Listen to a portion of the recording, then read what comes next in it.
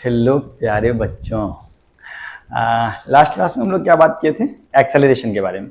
Acceleration के differential format के बारे में बात किए थे, इंस्टेंटेनियस एक्सेलरेशन और एवरेज एक्सेलरेशन। इंस्टेंटेनियस एक्सेलरेशन का डिफरेंशियल फॉर्मेट क्या था? dv by dt, rate of change of velocity. एक और फॉर्मेट बताए थे क्या?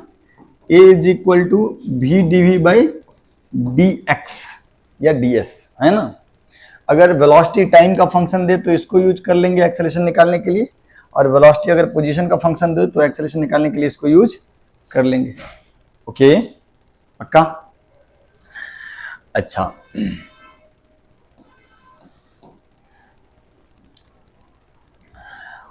एवरेज एक्सेलरेशन का क्या था? एवरेज एक्सेलरेशन के लिए हम आपको क्या बताए थे? A average is equal to final velocity minus initial velocity divided by जो भी टाइम इंटरवल है, यही ना, change in velocity by total time is average acceleration. इतना तो बात कर लिए थे। रिवीजन करने के लिए एक दो छोटा छोटा सवाल दे दें। चलो, ये एक वेलोसिटी है, ये कलर ज्यादा सुंदर लग रहा है क्या? ये एक वेलोसिटी है, आपको दिया v is equal to T square plus 3t plus 2। आपको यहाँ पे बोल रहा है t in second and v in metre per second, t in second and v in metre per second. ठीक है, तो find acceleration of particle as a function of time. क्या करेंगे बच्चा? What should I do? बोलो, आवाज हुआ सही आ रहा था ना? हाँ। क्या करेंगे? dv बाई dt तो कर लेते हैं। dv बाई dt, बोल इसका डिफरेंशिएशन डायरेक्ट लिखे कितना? पहले वाले का 2t, इस वाले का प्लस 3 और थर्ड वाले का 0। तो acceleration as a function of time t आ गया, a is equal to 2t plus 3। Find acceleration at t equal to 0 and t equal to 2। तो acceleration at t equal to 0 कितना हो जाएगा? 3। t इक्वल टू 0 इसमें put कर देंगे, 0 plus 3 that is 3 metre per second square. और acceleration at t equal to 2, t equal to 2 कितना हो जाएगा? 2 दूना 4 और 3 7, 7 metre per second square. Yes और नो? बोलो। ठीक है, और अगला जो पार्ट है वो बोल रहा है average acceleration between t equal to 0 and t equal to 2। तो एवरेज एक्सेलरेशन कैसे निकालेंगे बच्चा? एवरेज एक्सेलरेशन कैसे निकालेंगे? v final minus v initial by t। तो हम लोग क्या लिखेंगे? v at t equal to 2 second minus v at t equal to 0 second divided by 2। Yes और no?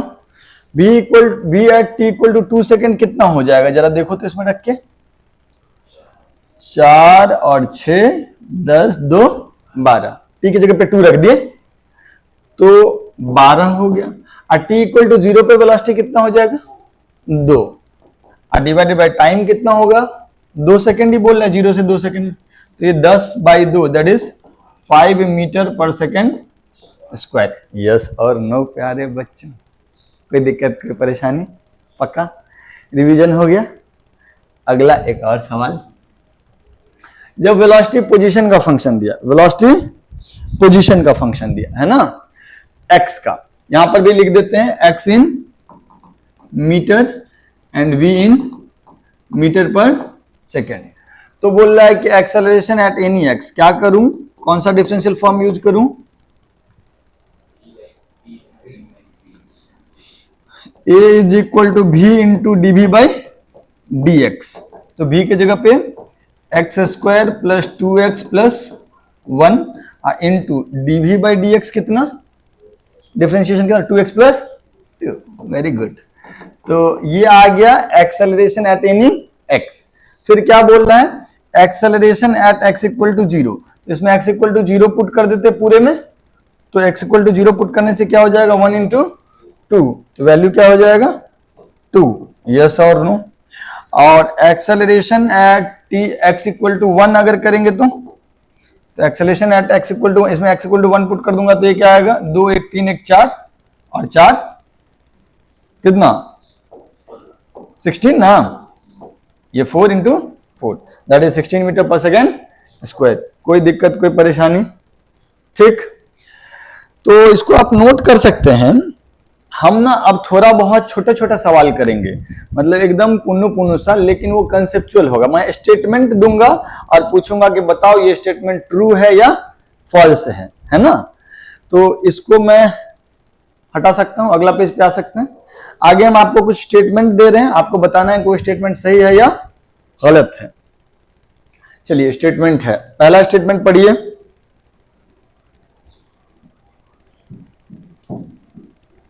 Speed of an object is constant then its acceleration is 0। सही कि गलत? सही कि गलत? गलत। एक्सेलरेशन क्या होता है? एक्सेलरेशन क्या होता है? What is acceleration? Rate of change of velocity. माने अगर वेलोसिटी बदलेगा तो एक्सेलरेशन होगा। वेलोसिटी एक स्केलर क्वांटिटी की वेक्टर क्वांटिटी, तो वेलोसिटी अगर वेक्टर क्वांटिटी तो इसके पास क्या क्या चीज? मैग्नीट्यूड, और magnitude of velocity is called speed. Magnitude of velocity is called speed.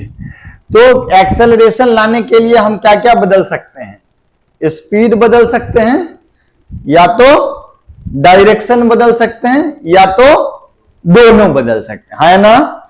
मैं कह रहा हूं कि एक पार्टिकल स्ट्रेट लाइन में जा रहा है, पहले वेलोसिटी था 2 मीटर पर सेकंड, फिर वेलोसिटी हो गया 3, फिर हो गया 4। स्पीड बदल रहा है, क्या एक्सेलरेशन है? बिल्कुल है, क्योंकि वेलोसिटी बदल रहा है। डायरेक्शन नहीं बदल रहा है, लेकिन स्पीड बदल रहा है। मैं कह रहा हूं कि एक पार्टिकल 2 मीटर पर सेकंड से ही चल रहा है, एक पार्टिकल 2 मीटर पर सेकंड से ही चल रहा है, लेकिन डायरेक्शन बदल रहा है, सर्कुलर पाथ पे चल रहा है मान लो। तो यार स्पीड तो कांस्टेंट है, स्पीड तो कांस्टेंट है, लेकिन क्या वेलोसिटी कांस्टेंट है? नहीं, वेलोसिटी कांस्टेंट नहीं है, डायरेक्शन ऑफ मोशन बदल रहा है, डायरेक्शन ऑफ मोशन बदल रहा है। तो वेलोसिटी बदल रहा है, तो वेलोसिटी बदल रहा है ना। स्पीड तो कांस्टेंट है, लेकिन डायरेक्शन बदल रहा है, इसकी वजह से वेलोसिटी बदल रहा है। वेलोसिटी बदल रहा है तो एक्सेलरेशन है कि नहीं है ना। तो एक्सेलरेशन, किसी ऑब्जेक्ट में एक्सेलरेशन हो उसके लिए स्पीड बदले जरूरी है क्या? नहीं, हो सकता है स्पीड कांस्टेंट हो लेकिन डायरेक्शन बदल रहा हो, है ना, तब भी उसको एक्सेलरेशन होगा। Is that okay? बोलो। तो if speed of an object is constant then its acceleration is 0। True और फॉल्स? दिस इज फॉल्स, क्योंकि हो सकता है कि स्पीड तो कांस्टेंट हो लेकिन डायरेक्शन बदल रहा हो। डायरेक्शन बदल रहा है मतलब वेलोसिटी बदल रहा है, और अगर वेलोसिटी बदल रहा है that means it has acceleration. ठीक है क्या? ऐसे छोटे छोटा पुन्नु पुन्नु क्वेश्चन देगा तुमको फंसाने के लिए। बोलो अगला स्टेटमेंट पढ़ो। Speed of an object is 0 at an instant then its acceleration is 0। True और फॉल्स? स्पीड 0 है, एक्सेलरेशन 0 होगा क्या? स्पीड 0 है, एक्सेलरेशन 0 होगा क्या? बोलो बोलो। स्पीड 0 होने पे एक्सेलरेशन नॉन 0 हो सकता है? उदाहरण दो, एग्जाम्पल दो। स्पीड 0 हो लेकिन एक्सेलरेशन 0 ना हो, ये स्टेटमेंट ट्रू है कि फॉल्स है आपके हिसाब से? ये फॉल्स है। कैसे? Speed of an object is 0 but its acceleration is sorry, speed of an object is 0 at an instant then its acceleration is 0। आप कह रहे हैं कि ये गलत है, तो फिर एक एग्जांपल दीजिए जिसमें स्पीड 0 हो लेकिन एक्सेलरेशन नॉन 0 हो। नहीं दे सकते हैं? देखो इसको ऐसे फेंके ना, तो जब ये अपने मैक्सिमम हाइट पे था तो वहां जाकर के किसका वेलोसिटी कितना हुआ? 0, लेकिन एक्सेलरेशन इसका है कि नहीं है? कितना? 9.8 मीटर पर सेकेंड स्क्वायर। धरती मां खींच रही है नीचे, हाँ ना बोल। तो यार जिस समय पे इसका वेलोसिटी 0 हुआ है उस समय में रुका तो है, लेकिन एक क्षण के लिए एक्सेलरेशन है, इसीलिए रुके होने के बावजूद फिर इसका वेलोसिटी आ गया, है ना। Is that okay? या जैसे कोई कार रुका हुआ था और अचानक से स्टार्ट किए, तो वेलोसिटी तो 0 है लेकिन एक्सेलरेशन नॉन 0 है, तभी ना वेलोसिटी बढ़ गया। अरे है ना। तो स्पीड अगर किसी समय पे जीरो है तो इसका ये कतई मतलब नहीं कि एक्सेलरेशन पक्का से जीरो होगा, एक्सेलरेशन नॉन जीरो भी हो सकता है। देखो यहां पे स्पीड जीरो है, एक्सेलरेशन भी जीरो है, स्पीड जीरो है, एक्सेलरेशन भी, लेकिन ये जरूरी नहीं है कि स्पीड जीरो हो तो एक्सेलरेशन भी जीरो हो। जैसे कि अगर हम इसको ऐसे करके छोड़ देंगे तो छोड़ने वाला जो समय है वहां पे वेलोसिटी तो जीरो है लेकिन एक्सेलरेशन नॉन जीरो है। अर्थ इसको 9.8 मीटर पर सेकंड स्क्वायर एक्सेलरेशन दे रहा है, तभी इसका वेलोसिटी जीरो से बढ़ना शुरू हुआ। यस और no? So this statement is false, this statement is, अगला statement, if D modulus v by dt is zero that means velocity is constant। सही की गलत? सही की गलत? अरे बोलो। अच्छा एक बात बताओ, ये मतलब क्या? ये मतलब क्या? v वेक्टर, मतलब v वेक्टर माने वेलोसिटी, यस और नो? और अगर हम इसमें डंडी लगा दिए तो modulus v, magnitude of velocity, magnitude of velocity is called speed. तो इसमें क्या rate of change of velocity zero है? ये क्या कह रहा है? Rate of change of velocity zero कह रहा है क्या? क्या कह रहा है? Rate of change of speed zero, rate of change of, तो rate of change of speed अगर जीरो है तो क्या वेलोसिटी कांस्टेंट होगा? If d modulus v by dt is zero that means velocity is constant, true or false? false। इसका क्या मतलब हुआ? स्पीड कांस्टेंट, तब ना उसका डिफरेंशिएशन जीरो। किसी चीज का डिफरेंशिएशन जीरो मतलब वो चीज, किस चीज का डिफरेंशिएशन है ये? वेलोसिटी का कि स्पीड का? तो स्पीड कांस्टेंट हुआ, स्पीड कांस्टेंट मतलब वेलोसिटी कांस्टेंट, स्पीड कांस्टेंट था, वेलोसिटी कांस्टेंट नहीं है। तो अगर d modulus v by dt zero है that means velocity is constant. ये बात सही की गलत? गलत? समझ में आ रहा है बात? इसका क्या मतलब हुआ? Rate of change of speed is zero, rate of change of speed is zero मतलब स्पीड इज कांस्टेंट नहीं, किसी चीज का डिफरेंशिएशन जीरो तो वो चीज कांस्टेंट, कांस्टेंट का डिफरेंशिएशन जीरो ना। तो यहां पर स्पीड कांस्टेंट हुआ, क्या स्पीड कांस्टेंट मतलब वेलोसिटी कांस्टेंट? नहीं, स्पीड कांस्टेंट होकर के भी डायरेक्शन बदल सकता है, तो स्पीड कांस्टेंट होने के बावजूद वेलोसिटी बदल सकता है। तो दिस इज ट्रू और फॉल्स? बोलो बोलो, अरे बोलो भाई। अरे सब तो सब फॉल्स से बोल रहे हैं आप, तो कोई तो ट्रू बोलिए, खाली झूठ बोलते हैं। ये बताओ, d by d t is equal to zero, a modulus of d by d t is zero that means v is constant, true और फॉल्स? सब छोटे छोटे ये स्टेटमेंट है लेकिन हर स्टेटमेंट में कुछ ना कुछ काम का बात है।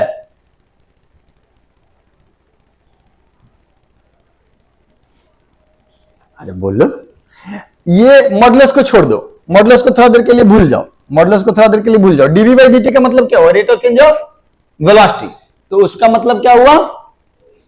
वेलोसिटी का रेट ऑफ चेंज माने एक्सेलरेशन, है ना? बोलो, इज दैट ओके? अरे है ना? तो एक्सेलरेशन का मैग्नीट्यूड जीरो है, एक्सेलरेशन का मैग्नीट्यूड, ये rate of change of velocity है, rate of change of speed, rate of change of velocity का मैग्नीट्यूड माने एक्सेलरेशन का मैग्नीट्यूड जीरो, माने एक्सेलरेशन जीरो, माने एक्सेलरेशन। तो अगर acceleration zero that means v is constant, अगर एक्सेलरेशन जीरो मतलब वेलोसिटी इज कांस्टेंट। नहीं समझ में आया? नहीं समझ में आया? नहीं समझ में आया? बोलो। अरे अगर मैं तुमसे ये कहूं कि dv by dt, तो ये क्या है? एक्सेलरेशन है। ये क्या है? एक्सेलरेशन। अगर मैं कह दूं कि dv by dt जीरो है दैट मींस एक्सेलरेशन जो है वो क्या है? जीरो है, दैट मींस एक्सेलरेशन जो है वो क्या है? अगर मान लीजिए ये चीज जीरो है दैट मींस ये कांस्टेंट है, तभी ना उसका डिफरेंशिएशन जीरो हुआ, है ना? तो अगर ये चीज जीरो है मतलब वेलोसिटी कांस्टेंट है, और कोई चीज जीरो होगा तभी उसका मैग्नीट्यूड भी जीरो होगा। नहीं, अगर dv by dt जीरो होगा तभी उसका मैग्नीट्यूड भी जीरो होगा। यस और नो? तो अगर dv by dt का मैग्नीट्यूड जीरो मतलब dv by dt भी जीरो, और dv by dt जीरो मतलब वेलोसिटी का differentiation zero, that means velocity constant, तो v is constant. So this is true. बोलो बोलो, अरे हाँ के ना, पक्का। Should I move to the next slide? चलो अगला स्टेटमेंट पढ़ो, बताओ ट्रू की फॉल्स है। 9th का ही सब चीज, 9वीं क्लास का ही रिवीजन हो रहा है, लेकिन है कम का बात, सब फंसा सकता है।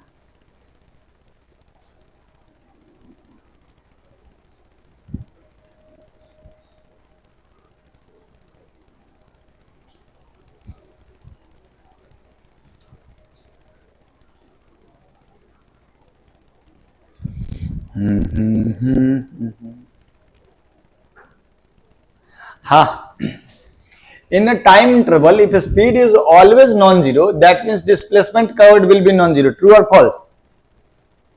कह रहा है कि किसी टाइम इंटरवल में स्पीड हमेशा नॉन जीरो है, तो डिस्प्लेसमेंट जो है हम नॉन जीरो होगा नहीं, हो भी सकता है जीरो। स्पीड हमेशा नॉन जीरो है, लेकिन जहां से चला वहीं पहुंच गया। स्पीड हमेशा नॉन जीरो है, तो जहां से चला वहीं पहुंच गया, जहां से चला वहीं पहुंच गया, तो दैट मीन्स डिस्प्लेसमेंट जीरो हो गया। नहीं समझे? यहां से चला और यहां पे पहुंच गया, लगातार इसका स्पीड क्या था? Non zero. लगातार इसका स्पीड क्या था? नॉन जीरो, है ना? तो जहां से चला वहीं पहुंच गया, तो डिस्प्लेसमेंट तो जीरो हो गया ना।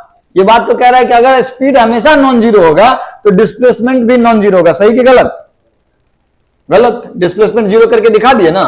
पार्टिकल का स्पीड हमेशा नॉन जीरो था, लेकिन डिस्प्लेसमेंट जीरो है। यस और नो? अगला statement,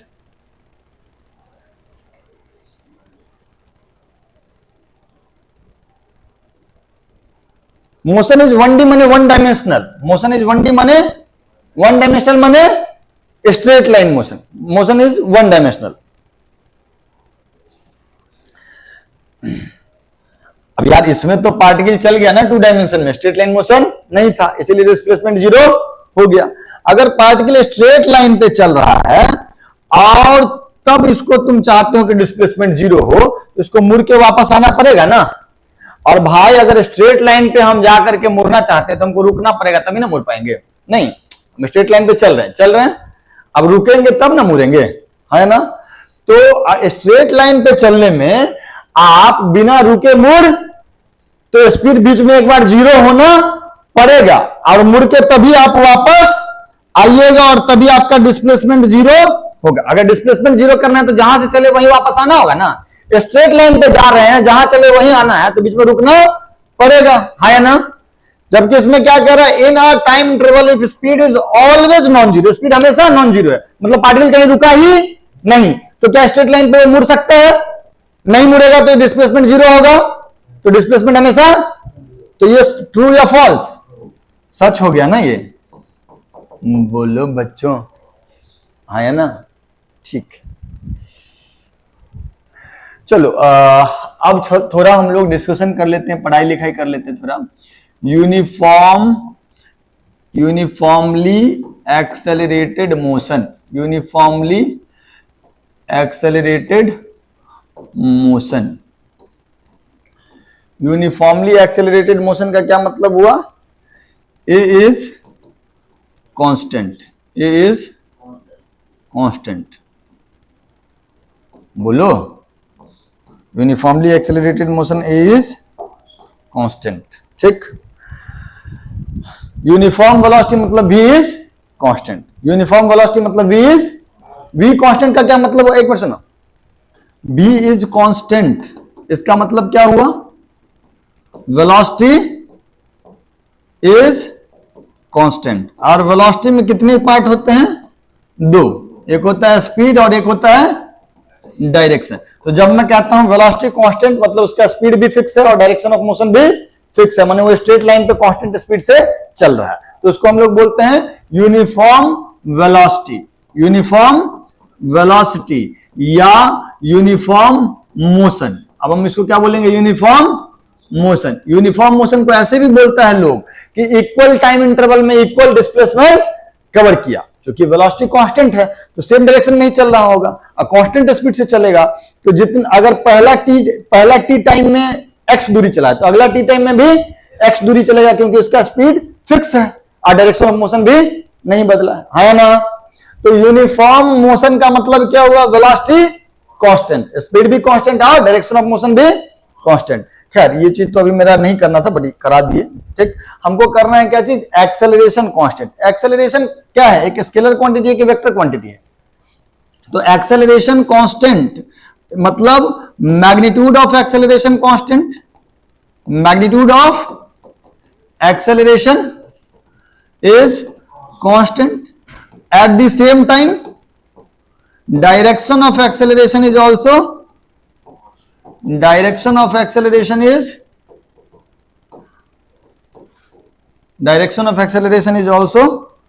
constant, magnitude of acceleration is constant and direction of acceleration is also constant, तब हम लोग बोलेंगे acceleration constant। ठीक, तो अभी हम लोग पढ़ने वाले हैं यूनिफॉर्मली एक्सेलरेटेड मोशन। दो बात है, एक होता है यूनिफॉर्म मोशन, यूनिफॉर्म मोशन मतलब वेलोसिटी कांस्टेंट और एक्सेलरेशन कितना, जीरो। एक्सेलरेशन कितना, यूनिफॉर्म मोशन माने वेलोसिटी कांस्टेंट माने स्पीड भी कांस्टेंट एंड डायरेक्शन भी कांस्टेंट और एक्सेलरेशन जीरो। और यूनिफॉर्मली एक्सेलरेटेड मोशन मतलब एक्सेलरेशन कांस्टेंट, एक्सेलरेशन का मैग्नीट्यूड भी कांस्टेंट और डायरेक्शन भी कांस्टेंट। इज दैट ओके, पक्का पक्का, ठीक है। यूनिफॉर्मली एक्सेलरेटेड मोशन आप पहली बार पढ़ रहे हैं क्या, नहीं, इससे पहले 9th में भी पढ़े हुए हैं। आपको अगर याद हो तो 9th में 3 इक्वेशन पढ़े थे यूनिफॉर्मली एक्सेलरेटेड मोशन में, v बराबर u प्लस at, s बराबर ut plus half at square और v square equal to u square plus 2as है ना। ठीक है, तो हम लोग वही सब चीज का डेरिवेशन करेंगे और फिर उसके यूजेस भी करेंगे। तो अभी हम लोग पहले करने जा रहे हैं 3 equation of motion, 3 equation of motion in constant acceleration, अगर कांस्टेंट एक्सेलरेशन हो तो 3 इक्वेशन ऑफ मोशन, तो 3 इक्वेशन ऑफ मोशन। सुनिएगा, अगर हम लोग कह रहे हैं a is equal to constant, a को हम लोग क्या लिखते हैं, dv बाई dt, क्या लिखते हैं, dv बाई dt। तो अगर हम लोग a dt बराबर dv लिख दे तो तुमको कोई दिक्कत, dv बराबर a dt लिख दे तो तुमको कोई दिक्कत, अबे वही चीज तो लिख दिए हैं। अब हमको क्या करना पड़ेगा, आपको इसको आप इंटीग्रेट कर सकते हैं, है ना, पक्का। तो इंटीग्रेशन अगर हम लोग करेंगे, अगर हम इसको इंटीग्रेट करेंगे तो डेफिनेट करें कि इनडेफिनेट करें, डेफिनेट कर लेते हैं। तो टाइम कहां से कहां तक देंगे, टी इनिशियल से T final. Generally T initial को 0 माना जाता है और टी फाइनल को t माना जाता है, ठीक है। और वेलोसिटी कहां से कहां तक, v इनिशियल से v फाइनल। v इनिशियल को ज्यादातर फिजिक्स में लोग u से दिखाता है और v फाइनल को v से दिखाता है, ठीक है। तो टाइम का lower limit 0, upper limit t, ठीक है। और वेलोसिटी का lower limit u, upper limit v। ये शुरुआत का टाइम माने t इक्वल टू 0, ये final time that is t। ये शुरुआत का वेलोसिटी दैट इज u, ये फाइनल वेलोसिटी v। तो ये क्या हो जाएगा, dv इंटीग्रेशन dv कितना हो जाएगा, v। तो इंटीग्रेशन dv v हो जाएगा u से v तक। अच्छा, इसमें a कांस्टेंट है क्या, तो इसको इंटीग्रेशन से बाहर कर लेते हैं, 0 से t। तो ये चीज क्या हो जाएगा, v माइनस u, और यहां पे इंटीग्रेशन dt t हो जाएगा 0 से t। तो v माइनस u बराबर a इंटू टी माइनस 0। तो v माइनस u बराबर a t, v बराबर u plus a t, v बराबर u plus a t। Yes और नो बोलो। तो पहला इक्वेशन ऑफ मोशन आ गया, ध्यान से समझो। हालांकि हमने तीर नहीं चलाया, माने वेक्टर फॉर्म में नहीं लिखे, लेकिन ये है सारा वेक्टर। ये सारा चीज जो है वो क्या है, वेक्टर। आप ऐसे भी लिखा हुआ देख सकते हैं, v बराबर u प्लस ए टी। आपको velocity initial final, final velocity, initial velocity, acceleration, इस सब में आपको डायरेक्शन का ध्यान रखना पड़ेगा। तो this is first equation of motion, this is first equation of motion. उसका डेरिवेशन भी कर लिए। What is v, what is v, final velocity. What is v? Final velocity. और दिस इज इनिशियल वेलोसिटी. और ए इज एक्सेलरेशन. बट कैसा acceleration है? ये constant है. अगर एक्सेलरेशन कांस्टेंट नहीं होगा तो ये इक्वेशन अप्लाई नहीं कर पाएंगे, क्योंकि यहां पे हम इंटीग्रेशन से बाहर किए थे ना. ए को क्यों किए थे बाहर? कब कर पाएंगे? जब एक्सेलरेशन कांस्टेंट होगा. पक्का पक्का.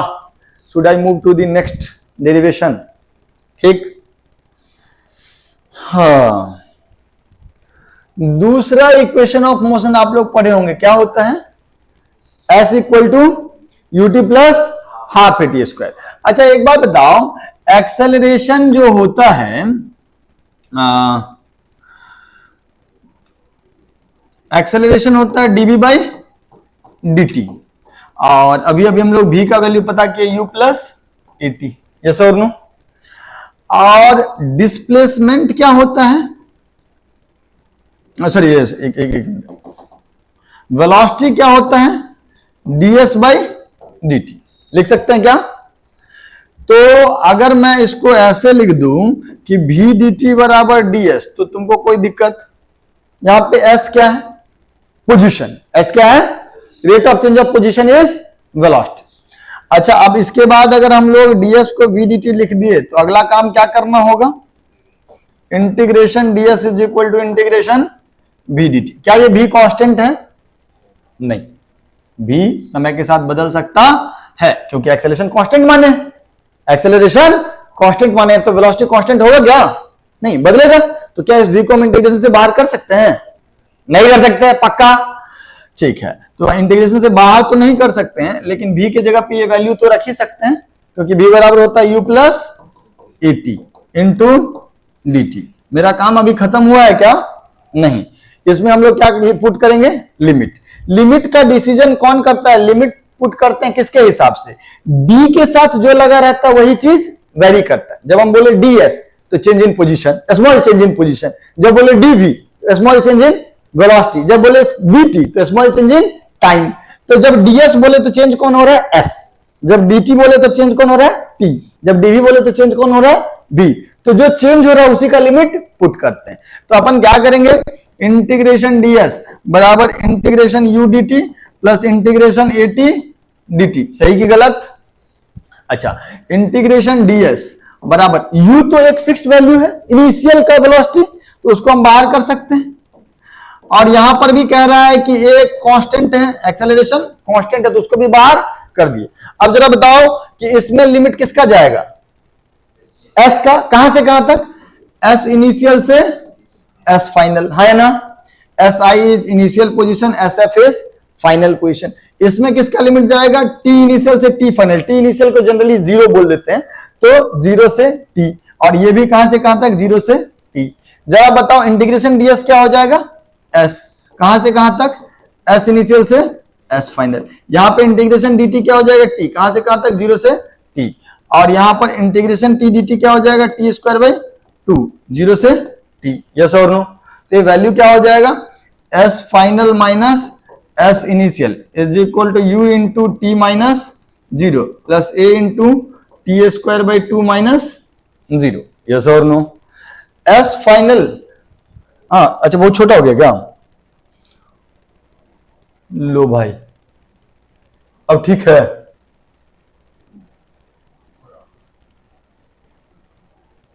बहुत टाइम पास कराते हो यार तुम लोग. ठीक है, तो ये क्या हो जाएगा? s final minus s initial को डेल्टा s बोल देते हैं, चेंज इन पोजीशन. उसी को हम लोग डिस्प्लेसमेंट भी बोलते हैं. और ये क्या हो जाएगा? ut plus half A T square. ठीक है, तो change in position is displacement. Displacement is ut plus half A T square. Is that okay? Delta s बराबर ut plus half A T square. कोई दिक्कत, कोई परेशानी? लिख लो. Displacement is equal to UT plus half A T square. सारा बात लिख सकते हैं इसमें. u क्या है? Initial velocity. a क्या है? Constant acceleration. t क्या है? Time interval. और डेल्टा s क्या है? चेंज इन पोजीशन, जिसको हम लोग क्या बोलते हैं? डिस्प्लेसमेंट. तो क्या दूसरा डेरिवेशन हम लोग कर लिए? इसको रट के भी रखना है. ठीक, जल्दी लिखो. हाँ जी, तो आगे बढ़े, should I move to the next equation? बढ़ते हैं। तीसरा इक्वेशन क्या पढ़े हुए हो?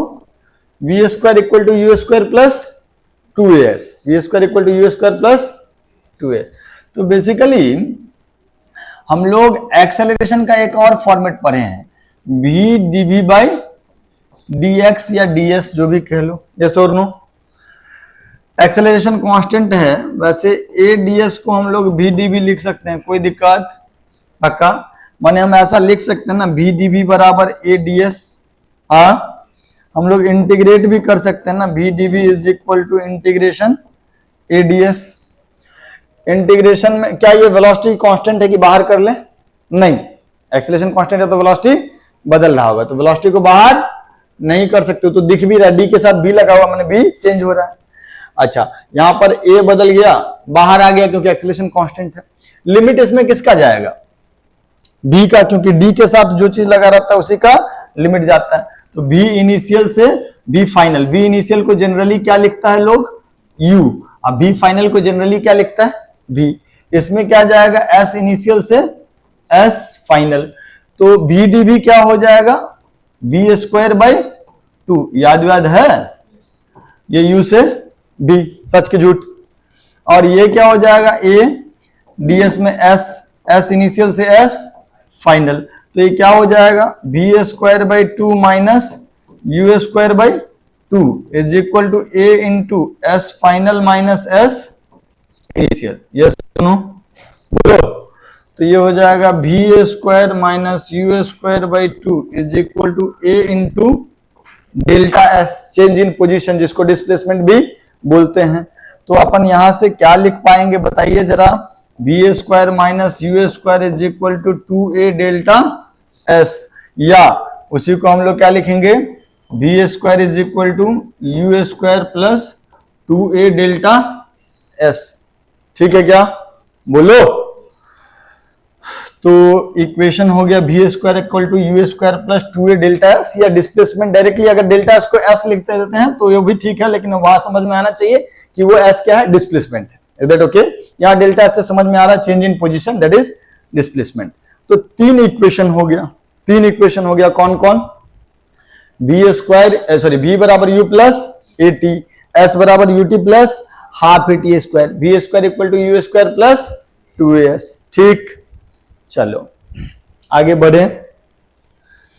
यार हम सवाल करा सकते हैं अभी, लेकिन अभी जो सवाल कराएंगे ना, बड़ा सिंपल सिंपल सवाल करा पाएंगे। हम चाहते हैं ना कि कुछ जरूरी बात आपको पढ़ा दें जो कि कांस्टेंट एक्सेलरेटेड मोशन में आपको सवाल बनाने में हेल्प करेगा। जब वो सब चीज पढ़ लीजिएगा तो अच्छे सवाल भी थोड़ा जल्दी में बन जाएगा, अदरवाइज आप कैलकुलेशन में बहुत फंसिएगा, उलझिएगा। ठीक, तो कुछ जरूरी बात कर लें। चलो, few important results, few important results about constant accelerated motion, accelerated motion, few important results about constant accelerated motion। ठीक, क्या क्या सुनते हैं।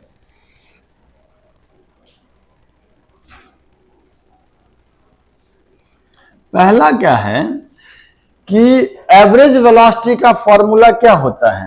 ये पहला इंपॉर्टेंट रिजल्ट ये है, if acceleration is constant then average velocity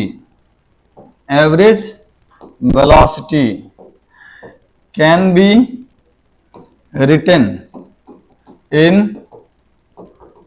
two forms। average velocity can be written in two forms। कौन कौन सा?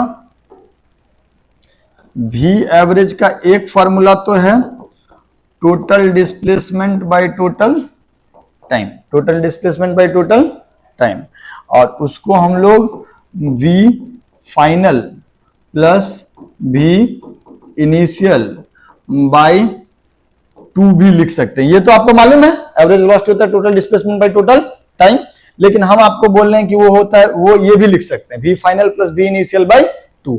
ये आप हमेशा ही लिख सकते हैं, लेकिन ये कब लिखेंगे? जब एक्सेलरेशन कांस्टेंट हो, जब एक्सेलरेशन कांस्टेंट हो। हम क्या सिखाए आपको बताइए? एवरेज वेलोसिटी का एक फॉर्मेट होता है total displacement by total time. ये क्या है?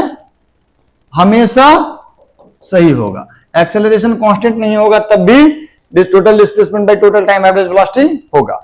लेकिन ये वाला चीज जो है ये तभी कांस्टेंट होगा जब एक्सेलरेशन कांस्टेंट हो, जब एक्सेलरेशन कांस्टेंट होगा तभी ये चीज सही होगा। ठीक है क्या? इसको प्रूव करके देखें क्या करते हैं। माने हम आपको ये बताएं v average is equal to delta s by delta t, that is v plus u by 2, that is v plus u by 2। v final is v initial is u divide by 2। लेकिन ये कब लिखेंगे? जब acceleration constant हो। Simple है यार। देखो delta S बराबर क्या होता है? ut plus half A T square होता है ना। तो अपन ऐसा तो लिख ही सकते हैं ना, 2ut plus A T square by 2, that is delta S, है ना। तो अपन क्या लिखेंगे? इसमें से एक टी को बाहर ले आते हैं, डेल्टा एस बाई टी, एक टी को कॉमन ले लिए। अरे अरे अरे अरे,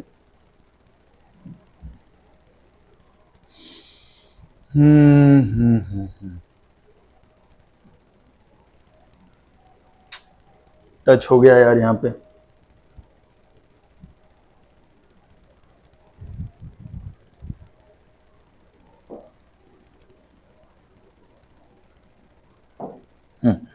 सुनिएगा, एक टी को बाहर ले लेंगे तो यहां क्या आ जाएगा? 2u plus A t by 2।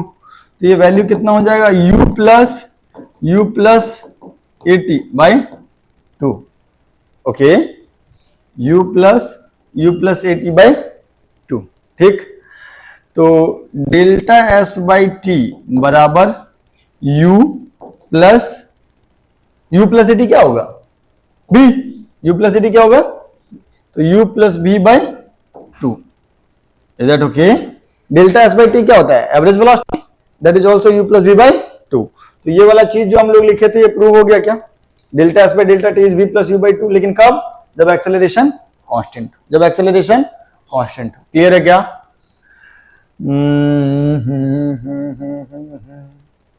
लिखना चाहेंगे तो आप पॉज करके लिख सकते हैं। अच्छा, मान लो जो जो चीज हम तुमको अभी बताए वो चीज तुमको समझाते हैं।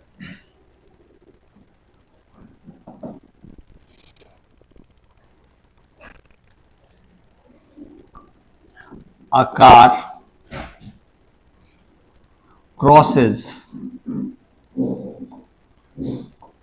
two stretches A and B of equal length in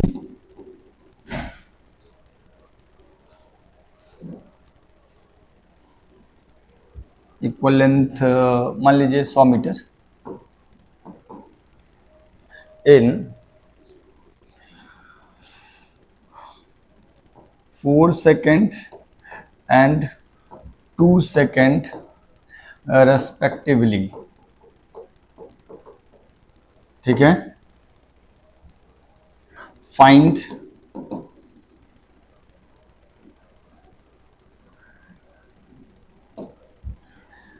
speed of car या find constant acceleration of car, also find speed of car at starting point of stretch A and end point of stretch B।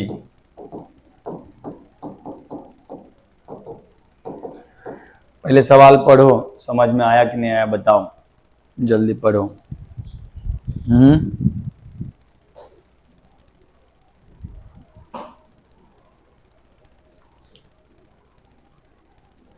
अच्छा, यहां पे two successive stretch कह देते हैं। Stretch का मतलब हम समझा देते हैं। रुको रुको रुको रुको रुको रुको, ये क्या ये रहा है ना बच्चा कि कोई कार है, पहला बात उस कार का एक्सेलरेशन कांस्टेंट है, उस कार का एक्सेलरेशन कांस्टेंट।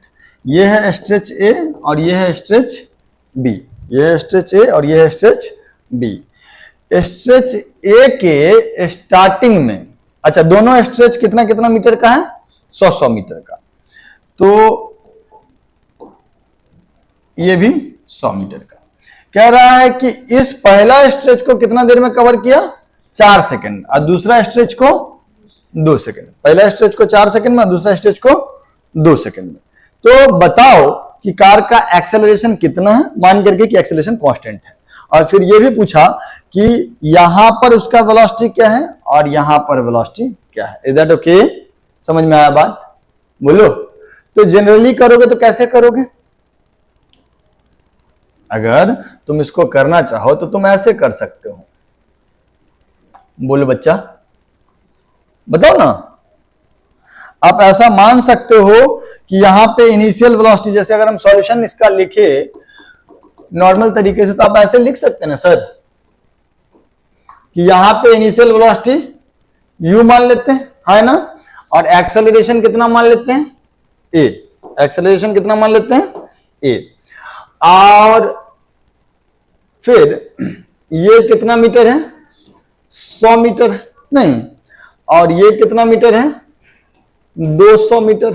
ठीक, यहां पर तक में कितना देर में आया है, 4 सेकंड में, और यहां से यहां तक कितने देर में आया है, 6 सेकंड।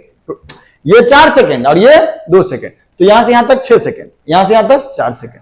तो पहला 100 मीटर में अगर लिखेंगे तो क्या लिखेंगे, 100 बराबर u into 4 plus half a into 4 का स्क्वायर। यस और नो?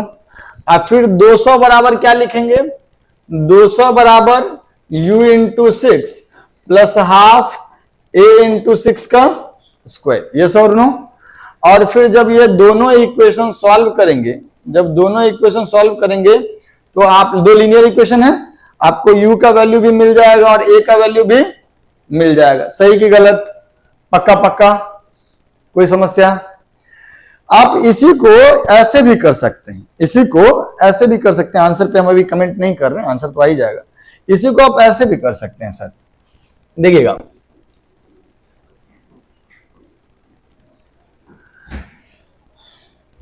यहां पर वेलोसिटी u है और एक्सेलरेशन a है।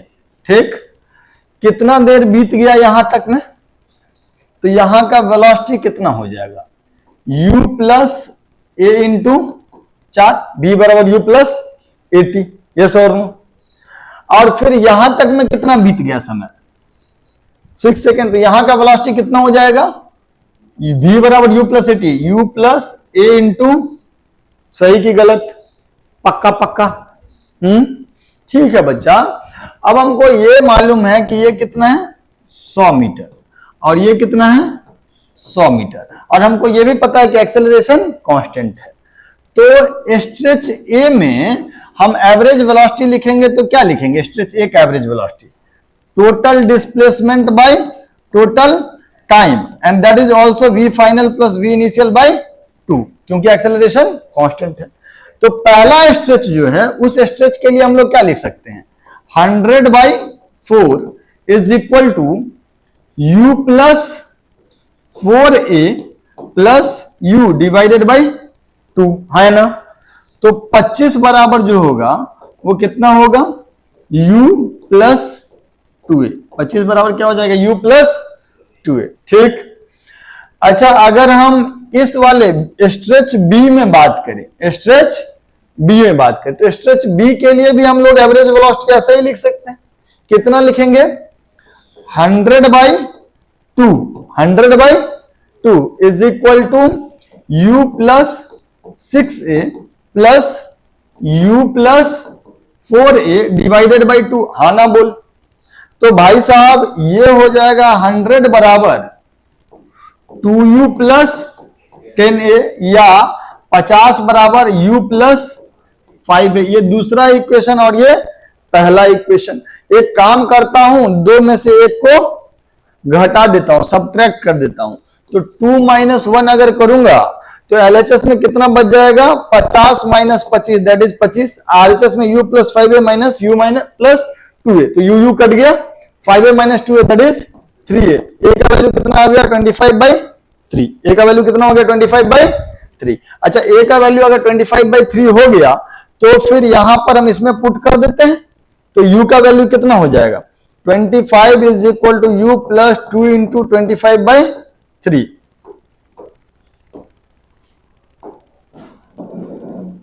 तो बच्चा 25 माइनस 50/3 दैट इज u। तो u का वैल्यू कितना? 25/3। u का वैल्यू कितना? 25/3। ओके, सच के झूठ? u भी 25/3 और a भी 20। तुम यहां से भी कर सकते, ये हम एवरेज वेलोसिटी कंसेप्ट से बताएं, यहां से भी सेम इक्वेशन आया था दोस्त। इसको भी अगर तुम सॉल्व करोगे तो अभी तुम आंसर बता सकते हो। जैसे पहला इक्वेशन क्या आ जाएगा, जरा देखो तो करके। पहला इक्वेशन क्या आ जाएगा? ये 16/2 8a प्लस 4u बराबर 100। तो 100 is equal to 4u plus 8a। 4 से कर देते हैं काटा कटी, तो कितना हो गया? 25 बराबर u प्लस 2a। पहला इक्वेशन ये आया, हाँ ना बोल। अच्छा, यहां पर अगर देखेंगे तो क्या आ जाएगा? 36/2 है तो ये 18 हो जाएगा। तो ये हो जाएगा, दूसरा इक्वेशन क्या आ जाएगा? 200 बराबर 6u प्लस 18a। अरे है ना? तो फिर यहां पर क्या आ जाएगा? 100 बराबर 3u प्लस 9a। बोलो, इसको 3 से अगर हम मल्टीप्लाई कर दें, ठीक, इसको 3 से मल्टीप्लाई कर दे तो ये इक्वेशन हो जाएगा 75 बराबर 3u प्लस 6a, और ये है 100 बराबर 3u प्लस 9a। ये इक्वेशन नंबर 2, ये इक्वेशन नंबर 1। इसमें से इसको घटा दें, घटाएंगे तो 25 आ जाएगा और यहां 3a, तो a बराबर 25/, सेम ही बात है ना? चलो, तो क्या हम आपको पहला इंपॉर्टेंट पॉइंट सिखा पाए कि एवरेज वेलोसिटी का एक फॉर्मूला होता है total displacement by total time, और एक ये भी होता है v initial plus v final by 2। ध्यान रखना, कभी भी आपको सवाल में ना, कभी भी सवाल में अगर आपको वेलोसिटी और टाइम का आइडिया दे दे कि इतना दूरी चलने में इतना समय लगा, इतना दूरी चलने में इतना समय लगा, तो एक बार सोचना है कि क्या एवरेज वेलोसिटी से सवाल बन सकता है या नहीं। कई बार बन जाता है, ठीक। तो पहला इंपॉर्टेंट पॉइंट याद हो गया, एवरेज वेलोसिटी का एक फॉर्मूला है total displacement by total time, एक है v initial plus v final by 2, लेकिन जब एक्सेलरेशन कांस्टेंट हो। दूसरा, if a particle starts from rest and moves with constant acceleration, then displacement in successive equal interval of time comes in the ratio 1:3:5:7:9 and so on, है ना? हम क्या बोले कि अगर कोई ऑब्जेक्ट रेस्ट से स्टार्ट हुआ और एक्सेलरेशन उसका कांस्टेंट है, तो equal interval of time, successive मतलब क्रमशः, बराबर इक्वल इंटरवल ऑफ टाइम में जो डिस्प्लेसमेंट होता है वो किस रेशियो में आता है? 1:3:5:7:9 एंड सो ऑन। मैं ये आपको बता रहा हूं, मैं जो कह रहा हूं वो ये है, सुनिएगा सर।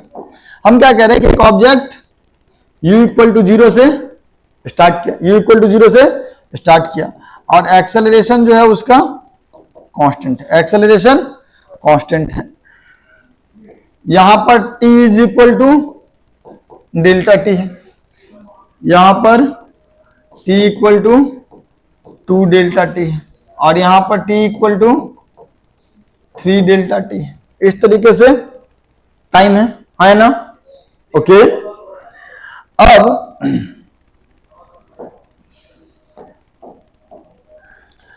पहला डेल्टा टी में अगर ये x दूरी चलेगा तो अगला डेल्टा टी टाइम में ये कितना चलेगा? 3x। उससे अगला डेल्टा टी में ये कितना दूरी चलेगा? 5x and so on so fourth, 1:3:5:7 and so on. Is that okay? इसको हम प्रूव भी करेंगे अभी, लेकिन पहले तो लिख लिया जाए। हम क्या सिखाए आपको कि कोई ऑब्जेक्ट रेस्ट से स्टार्ट कर रहा है, उसका एक्सेलरेशन कांस्टेंट है, उसका एक्सेलरेशन कांस्टेंट है। तो पहला t सेकंड में अगर वो x दूरी चला है तो अगला t सेकंड में 3x चलेगा, उससे अगला t सेकंड में 5x, उससे अगला t सेकंड में 7x, उससे अगला t सेकंड में 9x and so on so fourth. Is that okay? इसको प्रूव किया जाए कि करोगे? कर भी सकते हो, ऐसा कोई कठिन बात नहीं है, ऐसा कोई कठिन बात नहीं है। करें? चलिए प्रूव किया जाए।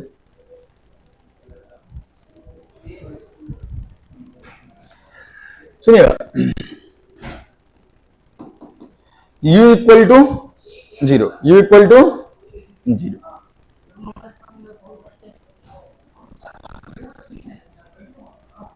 यहां t equal to delta t, यहां पे t equal to 2 delta t. ठीक है, एक्सेलरेशन है a, एक्सेलरेशन है a। तो ये वाला जो दूरी होगा x1, ये कितना हो जाएगा? ut plus half T square. तो u तो हो गया 0, u तो हो गया, तो ये कितना हो गया? Half a into delta T का square, half a into delta T का स्क्वायर। ठीक है क्या? इस दूरी को हम लोग बोल लेते हैं x2, इस दूरी को हम लोग क्या बोल लेते हैं? x2। एक बात बताओ, ये जो पूरा दूरी होगा x1 प्लस x2, ये कितना हो जाएगा? Half a into 2 delta T का स्क्वायर, हाफ a इंटू, क्योंकि शुरुआत का वेलोसिटी 0 था, है ना? तो ये कितना हो गया? 4a डेल्टा टी का स्क्वायर बाई 2, और ये कितना था? a डेल्टा टी का स्क्वायर बाई 2। ओके, तो x2 का वैल्यू कितना हो जाएगा? x2 का वैल्यू हो जाएगा दिस माइनस दिस, ये पूरा minus x1, that is your x2। तो ये पूरा माइनस x1 हो जाएगा, तो कितना हो जाएगा? 3a डेल्टा टी का square by 2, this minus this, 4a minus a, 3a into delta T का स्क्वायर बाई 2। तो कहने का तात्पर्य है कि x2 का वैल्यू हो गया 3a डेल्टा टी का स्क्वायर बाई 2, और x1 का वैल्यू कितना हो गया? हाफ a डेल्टा टी का स्क्वायर। x1 तो यही है ना, बोलो।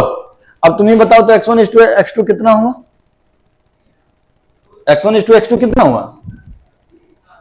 अब दोनों का रेशियो लेंगे तो half a delta T square cut गया ना, कितना? अरे इतना टाइम लगेगा तब तो 1:3 है ना, बोलो। तो x2 का वैल्यू जो आया वो क्या आया? 3x1 आया ना। यही तो बता रहे थे कि पहला टी टाइम में अगर x1 दूरी चला है तो अगला टी टाइम में 3x1 चलेगा। कितना चलेगा?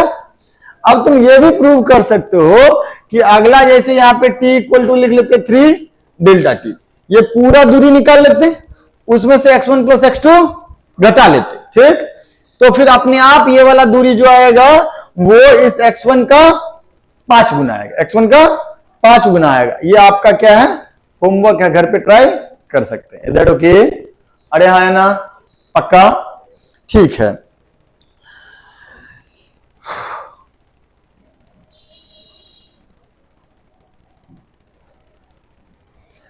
जैसे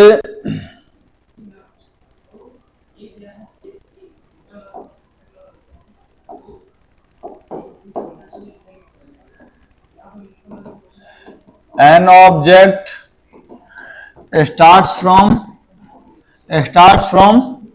rest and moves with constant acceleration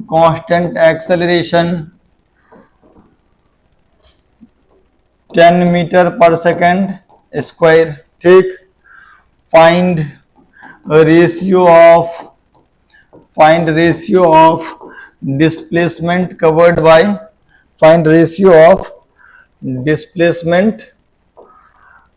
bye particle in second and fourth second। क्या मतलब हुआ इसका?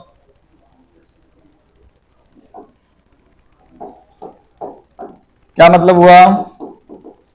एक ऑब्जेक्ट रेस्ट से चला, एक ऑब्जेक्ट का इनिशियल वेलोसिटी जीरो है, ये t इक्वल टू 0 से चलना शुरू किया, यहाँ पे कहीं हो जाएगा t इक्वल टू 1, यहाँ पे क्या हो जाएगा t इक्वल टू 2, यहाँ पे क्या हो जाएगा t इक्वल टू 3, यहाँ पे क्या हो जाएगा t इक्वल टू 4। तो सेकंड में ये दूरी कुछ हो जाएगा x1 और फोर्थ सेकंड में ये दूरी कुछ हो जाएगा x2, ठीक है क्या? तो सेकंड का दूरी और फोर्थ सेकंड का दूरी उसका रेशियो। तो क्या हम लोग पूरा कैलकुलेशन करेंगे खट से बता दें? खट से बताओ, खट से।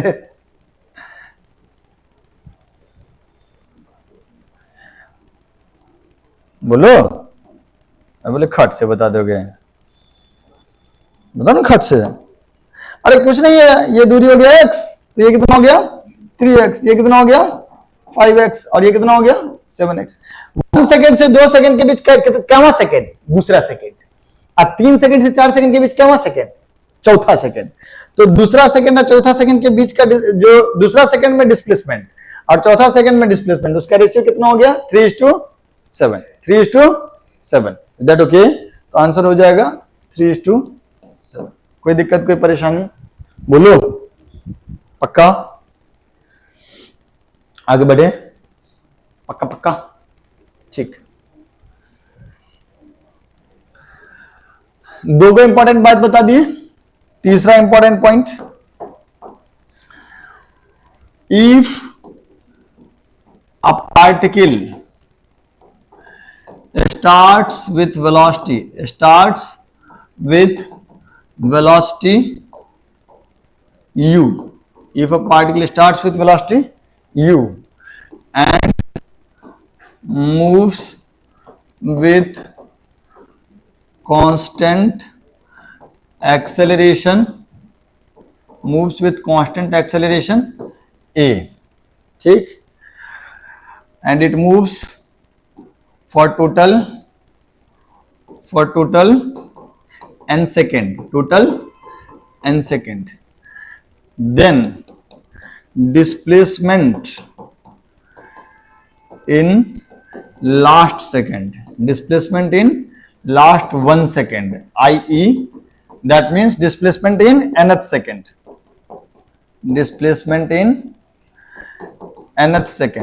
कितना होगा वो हम आपको बता रहे हैं। इज u इक्वल टू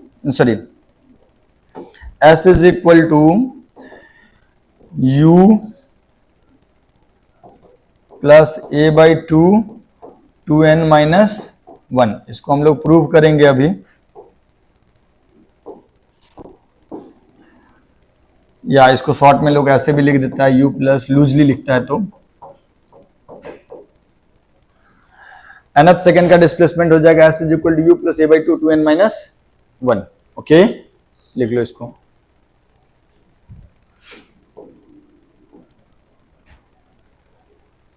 लिख लो।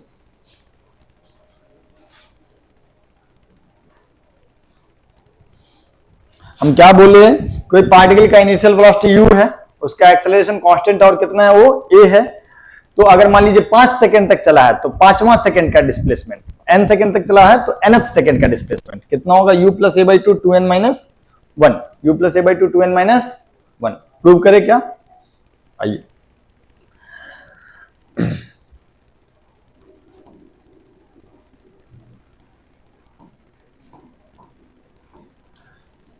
इनिशियल वेलोसिटी कितना है? u है। इनिशियल वेलोसिटी कितना है? और एक्सेलरेशन कितना है? a है।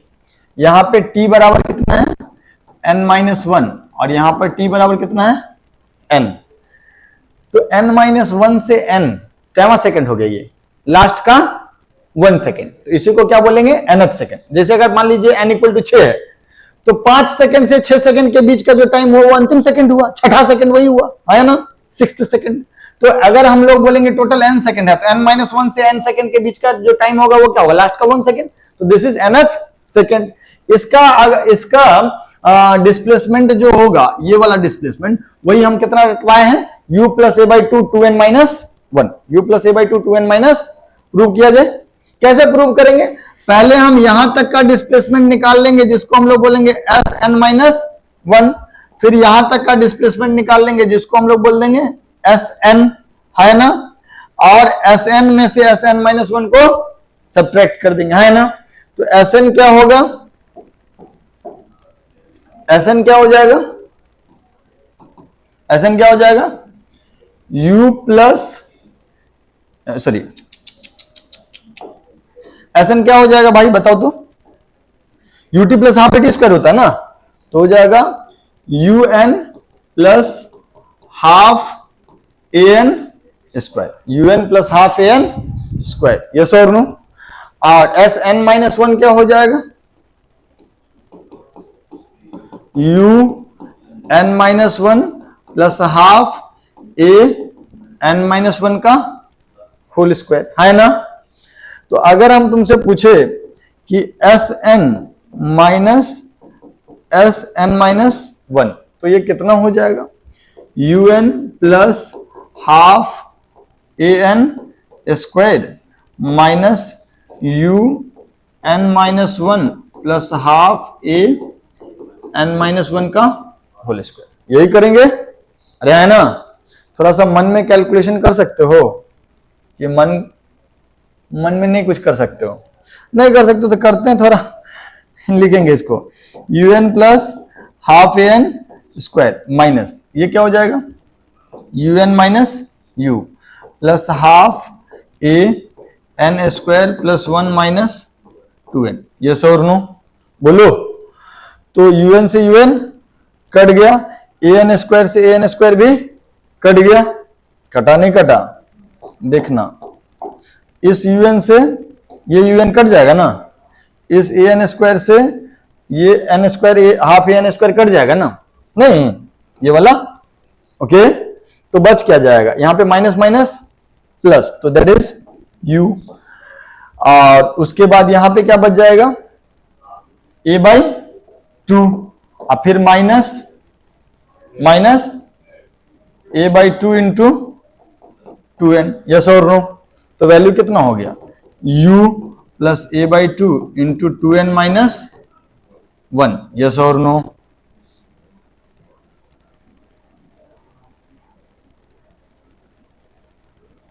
ठीक है, तो यही चीज तो हम बताए हैं पीछे, u plus a by 2 2n minus 1, ठीक, बोलो, प्रूव हो गया। Snth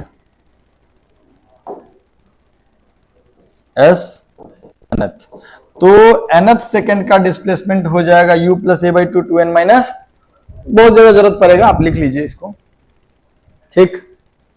एक और फॉर्मूला लिखवाएंगे ऐसा, तीसरा इंपॉर्टेंट रिजल्ट लिखा है ना, एक और चौथा लिखा दे, कल परसों एकदम मचा के सवाल करेंगे, चिंता मत करो, अभी थोड़ा जरूरी रिजल्ट सब बता रहे हैं, बहुत सवालों में हेल्प होता है।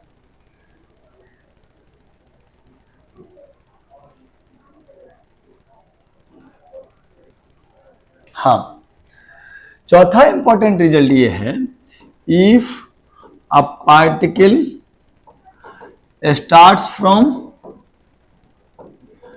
starts with initial velocity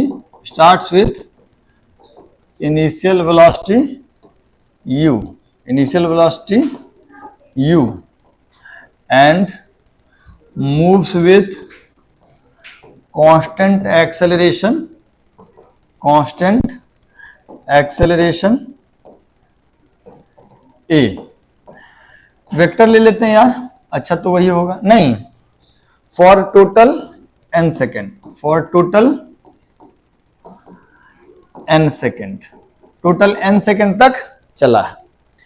तो डिस्प्लेसमेंट इन लास्ट 1 सेकेंड तो हम लोग कर लिए, displacement in last m second, last 1 second का तो किए, लेकिन लास्ट 2 सेकेंड, लास्ट 4 सेकेंड ऐसा कुछ बोल दे तो उसके लिए sm जो होगा, sm लास्ट m सेकेंड, इसका फॉर्मूला होता है m into u plus a by 2n minus m। Basically ये फॉर्मूला याद रखोगे तो पुराना हो जाएगा। पुराने में m इक्वल टू 1 रख देंगे तो ये फॉर्मूला नहीं आ जाएगा, सॉरी नए में m इक्वल टू 1 रख देंगे तो पुराना फॉर्मूला नहीं आ जाएगा, m इक्वल टू 1 कर देंगे तो। मतलब पिछला सवाल ये था कि कोई ऑब्जेक्ट मान लो u से चला, स्टार्ट किया, a एक्सेलरेशन से चला, टोटल 10 सेकंड तक चला, तो n का वैल्यू कितना हो गया 10, और 10वां सेकंड का डिस्प्लेसमेंट था u plus a by 2n minus 1, वहां n की जगह 10 जाएगा। ये क्या बोल रहा है कि ऑब्जेक्ट 10 सेकंड तक चला, लेकिन अंतिम का 3 सेकंड का, अंतिम के 4 सेकंड का, अंतिम के 2 सेकंड का, कितने भी सेकंड का displacement.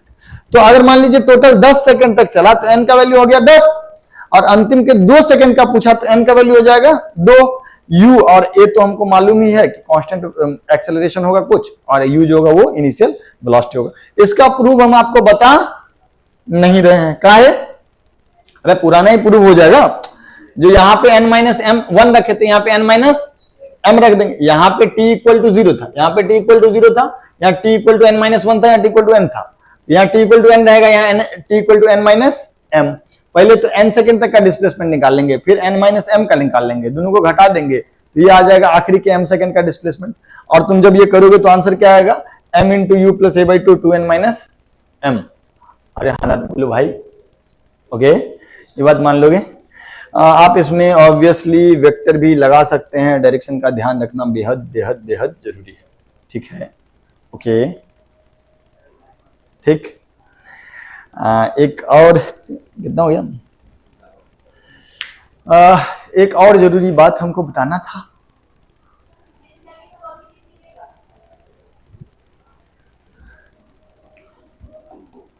Weather initial velocity is 0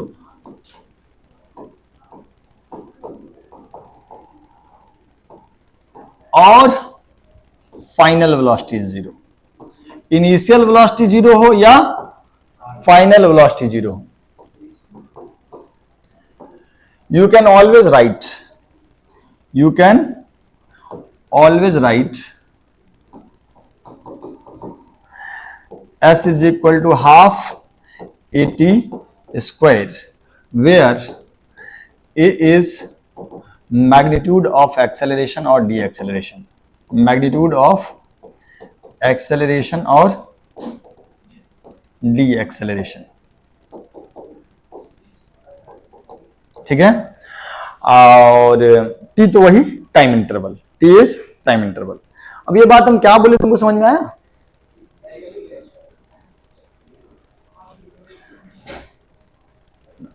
देखो बोले ये कि मान लो u बराबर 0 है, मान लो u बराबर 0 हो, और तब तो u बराबर 0 है तब तो बॉडी एक्सेलरेट किया होगा, तभी मूव किया है।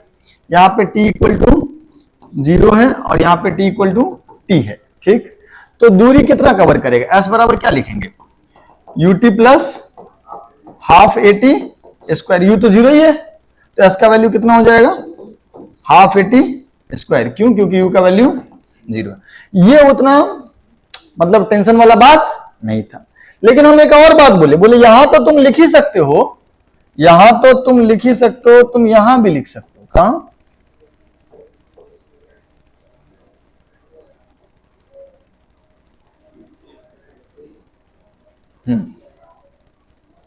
हम आपसे क्या बोले कि मान लीजिए इनिशियल वेलोसिटी 0 नहीं हो बल्कि फाइनल वेलोसिटी 0, इनिशियल वेलोसिटी 0 नहीं हो बल्कि, तो यार अगर फाइनल वेलोसिटी 0 है मतलब इनिशियल वेलोसिटी कुछ u होगा, अब फाइनली जाकर के भी इसका 0 हो गया होगा, तब ये पार्टिकल एक्सेलरेट करेगा कि डी एक्सेलरेट करेगा, डी एक्सेलरेट करेगा, तब ये तब तो इसको पीछे खींचना पड़ेगा ना, तब जाकर के ना रुकेगा।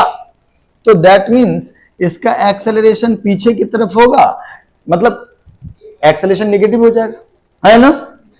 तो अब अगर क्या अब भी दूरी का, अब अगर हमको ये पता है कि ये t इक्वल टू 0 और ये t इक्वल टू t है, तो हम कह रहे हैं कि अभी भी ये दूरी आप कितना लिख सकते हैं, हाफ ए टी स्क्वायर। अभी भी कितना लिख सकते हैं, half A T square, sorry, ठीक है, अभी भी कितना लिख सकते हैं, हाफ ए टी स्क्वायर।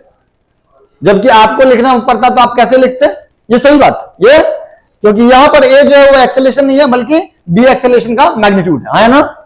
तो कहने का मतलब है, अच्छा इसको हम प्रूव कर देते हैं।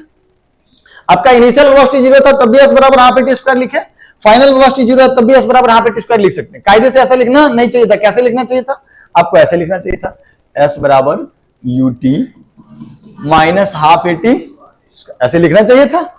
लेकिन हमको पता है कि b क्या है, b क्या है, तो अपन ये तो लिख ही सकते हैं ना, b बराबर u माइनस ए टी, अरे है ना। तो मतलब आप एटी का वैल्यू सॉरी b बराबर u माइनस एटी और b कितना है 0, तो 0 बराबर u माइनस एटी, तो एटी का वैल्यू कितना हो गया u के बराबर।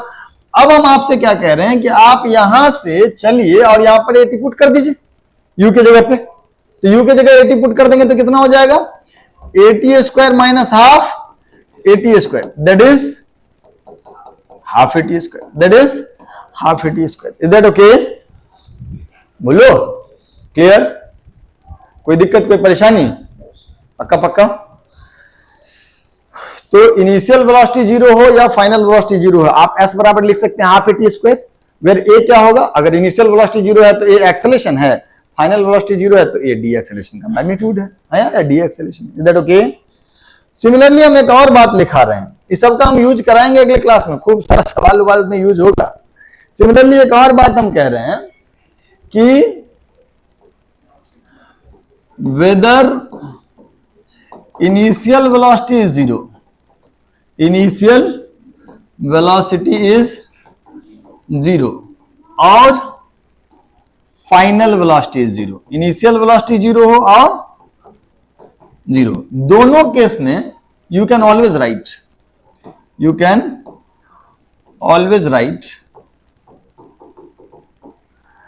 v square is equal to 2as, v square is equal to 2as, ठीक है क्या। यहां पे v क्या है, a है मैग्नीट्यूड ऑफ एक्सेलरेशन और de acceleration, magnitude of acceleration और डी एक्सेलरेशन।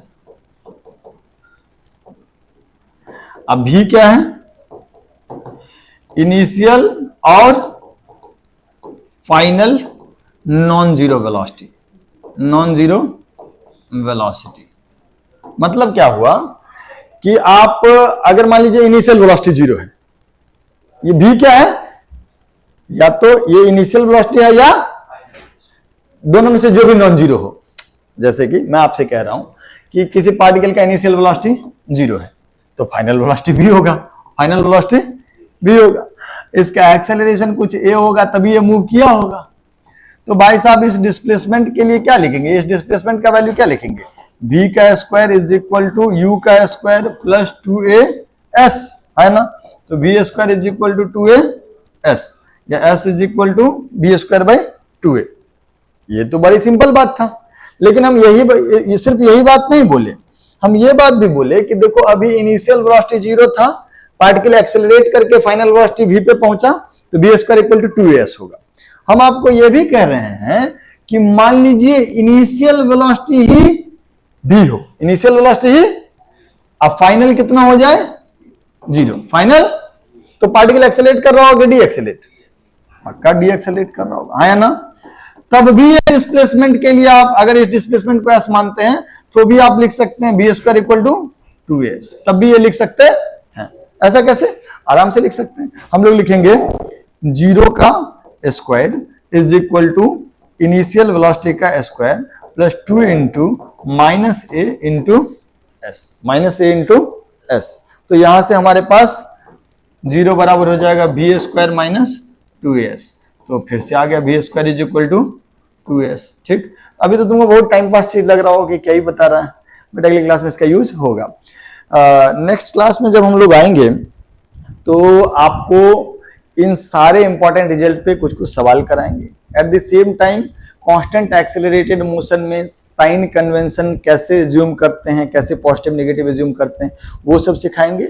और majority of time will be devoted towards solving questions. Okay, तो नेक्स्ट क्लास में हम लोग मिलते हैं। आज क्या क्या पढ़े थोड़ा रिवाइज करा दो। बहुत कुछ पढ़ लिया क्या? पहले तो कुछ देर तक हम लोग खाली डेरिवेशन किए, नहीं? पहले तो कुछ देर तक हम लोग खाली डेरिवेशन किए हैं,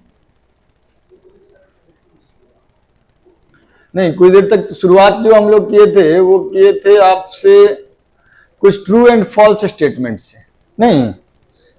थोड़ा देर तो रिवीजन किए, उसके बाद कुछ ट्रू एंड फॉल्स स्टेटमेंट से किए।